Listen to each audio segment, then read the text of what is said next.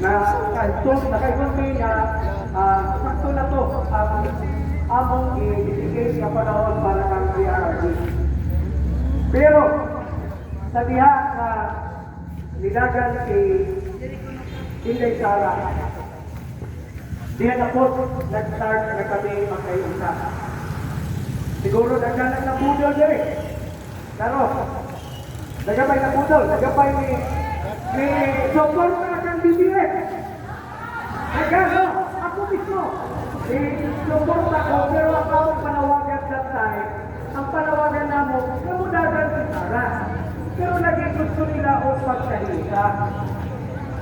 Kaya ang kabot ato, sa akong kay Batang, suportahan si PRRD sa panahon sa 2016 o yung pagka 2022. Ang taga-North naman, si BBM. Ano na nga, para ba gentleman agreement. Pag abot sa time, no nga, nilagan na si BBM,